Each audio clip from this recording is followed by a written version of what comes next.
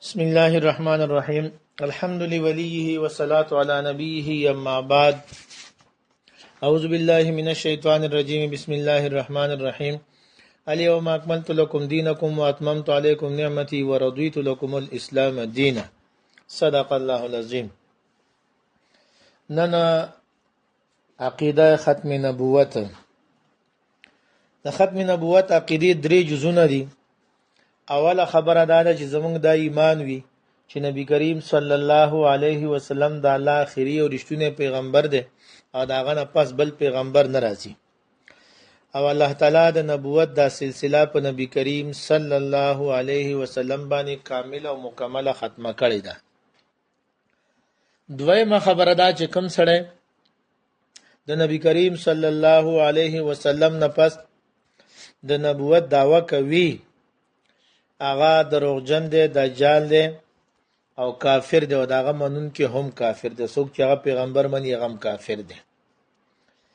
دریمه خبره دا ده چې څوک د داسې دروغجن پیغمبر یا داغه منون کو نه دلایل غواړي او دلایل دې د پر غواړي چې د دلیل راته خه معلوم شي ټیک او درست وي نو بیا به ومنم، نو داسې دلیل غوښتون کې کس هم کافر دی او د ختم نبوت منکر دی. سړی که یو سړی دی د پاره دلایل داغونه غواړي چې داغه دلایلو جوابونه وکتل شي او امت پاغي باندې خبر کړ شي د امت ساده مسلمانان، نو دا د ختم نبوت خدمت دی. د ختم نبوت دلایل اختصار سره. اول دلیل حضرت سید مفتی مختار الدین شاه صاحب دامت برکاتهم دا لیکل کتاب کې چې دین اسلام کامل او مکمل له لہذا د بل پیغمبر ضرورت نشته. دین اسلام دا کامل او مکمل دی، په دې کې د ترمیم او تبدیلی او د دې د تشریع هیڅ ضرورت نشته دی. الله تعالی فرمای اليوم اکملت لكم دینکم واتممت علیکم نعمتي ورضیت لكم الاسلام دینا.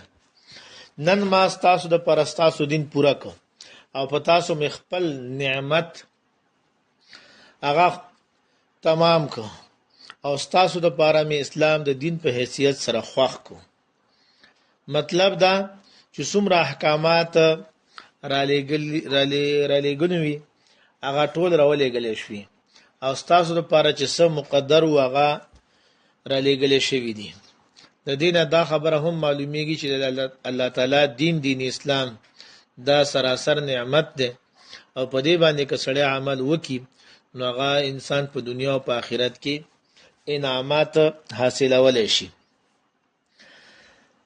واتممت علیکم نعمتي د دې مطلب دا دی چې ما تاسو باندې خپل نعمتونه راخور کړل، پای کې مې وسات راوستو، اتمام هغه مې ګډ ته د دنیا ورسول. بعض خلک هغه اعتراض کوي چې نبی کریم صلی الله علیه وسلم پر اتلو سره نبوت سلسله ختم شو، نو پیغمبر نبی دا خو به د امت د پاره نعمت اوس هغه نعمت د په وجه باندې ختم شو، نو دا څنګه رحمت للعالمین دی؟ دا غي جواب دی آیات کې شته. الله فرمایي واتممت علیکم نعمتي، ما پتا سو باندې خپل نعمت داغه اتمام کو، داغه وسعت می در باندې راوستو، میرا خور کو، امي پهلاو کو. هغه د دنیا ګډ ته ورسېدو، مشرق نه مغرب او جنوب نه شمال ته. مخکې به پیغمبر هغه چې قوم تراته نه د قوم د پاره به نعمت یو خاص قوم د پاره، نبی کریم صلی الله علیه وسلم د ټولي دنیا د پاره دی، ټول عالم د پاره دی.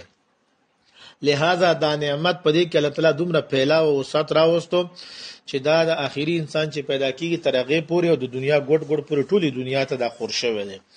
لہذا د بل پیغمبر ضرورت نشته.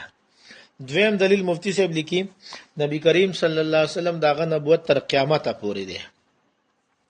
الله تعالی فرمای تبارک الذی نزل الفرقان علی عبده ليكون للعالمین نذیرا.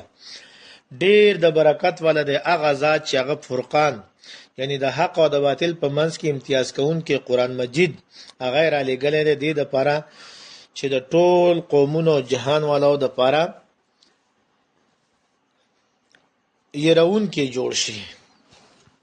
بل ځکه الله تعالی فرمایي وما ارسلناک الا رحمتا للعالمین، منګه خو واسطه د ټول جهان والو د پاره رحمت جوړ کړی عالمین د مخکې آیات کې عالمین للعالمین نذیر او په دې کې للعالمین. نو عالمین مطلب ټوله دنیا، ټول عالم، ټول جهان د هغې دپاره موږ ته پیغمبر را لېږلی. او په دې آیات کې فرمایي وما ارسلناک الا رحمة للعالمین، موږ ته نه یې راستولی مګر د ټول عالم دپاره رحمت، ته د ټول عالم دپاره رحمت یې. حضرت مفتی صاحب دامت برکات هم تشریح کې لیکي د دې آیت کریمه نه یو طرف ته دا خبره هم ثابتېږي چې نبی کریم صلی الله علیه وسلم داغه نبوت او رسالت د ټول جهان والو د پاره دی. بل طرف ته دا خبره هم ثابتېږي چې نبوت سلسله نبی کریم صلی الله علیه وسلم باندې چې ختم شوه، د دې دا مطلب نه چې هغه رحمت ختم شو لکه څنګه مخکې جواب وشو، بلکې نبی کریم صلی الله علیه وسلم د نبوت په وجه باندې په ټول جهان والو باندې الله تعالی داسې کامل او برپور رحمت نازل کړی دی او د هغې نه پسې د نبوت دا رحمت داسې عام او تام کړی دی چې د هغې نه پس د بل پیغمبر ضرورت نشته. لکه څنګه نور راوځي او د هغې نه پس ستوري سپوږمۍ وغیره د هغې رڼایي د هغې نه رهنمایي ضرورت پاتې نشي او ټول د نور په دې عام او تام رڼایي کې پټ شي. علماء کرام د انبیاء کرامو مثال بیانوي چې دغه مثال د رڼایي د آلو په شانته دی، لکه بیټري، وړه بیټري، غټه بیټري، دغه رنګي 0 بلب دی، 100 واټ دی، 1000 واټ دی، غټ غټ بلبونه دي، سپوږمۍ دا ستوري دي او یو نور هم دی. د نورو پیغمبرانو مثال داسې دی لکه دا نوري د رڼایي آله، او د نبی کریم صلی الله علیه وسلم مثال داسې دی لکه د غرمې د ورځې د غرمې په وخت کې چې نور راوخیږي نو په دغه وخت کې ټول رڼاګانو ضرورت ختم شي، چې غرمې ټیم شي نو رڼا بالکل مکمل او تام شي. نو د نبی کریم صلی الله علیه وسلم د پیغمبر جوړېدو نه پس مخکینی شرایع او د مخکینی پیغمبرانو باندې تفصیلا ایمان راوړل، داغه مطلب هم دغه دی لکه سړی د غرمې په صحن کې بهر دیوا او لالټین یا ځان لا بیټري وغیرہ ولګي. یو سړی کچره هغه په تاخانه کې وی او سوري موري بند کی، دروازه بند کی، کړکۍ د روشندانې بند کی او دی وی چې ماته انور رڼا نه رسیږي، دا د دې سړی غلطی ده. دغه کړکۍ کولاو کې یا بهر راوځي د انور د رڼا نه फायदा غوښتي شي، ګرمایش حاصلول شي، رڼا حاصلول شي. دغه رنګي مثال نبی کریم صلی الله علیه وسلم د نبوت دی چې داغه کڅوک داغه تعلیمات قران پاک احادیث وغیرہ داغه په تعلیماتو باندې عمل کوي، ایمان وروړي، نو د لپاره د بل هیڅ کتاب ضرورت نشته، د بل دین ضرورت نشته. دا دین د کامیابی دارومدار صرف په دې کې دی. بل ځکه الله تعالی فرمایي وما ارسلناک الا کافة للناس بشیرا ونذیرا ولكن اکثر الناس لا يعلمون. منګه خو ته د ټولو خلکو د پاره خوشخبری ورکون کې او يرون کې جوړ کړي را لګلې وي، لیکن اکثر خلک د دې حقیقت نه بے خبره دي.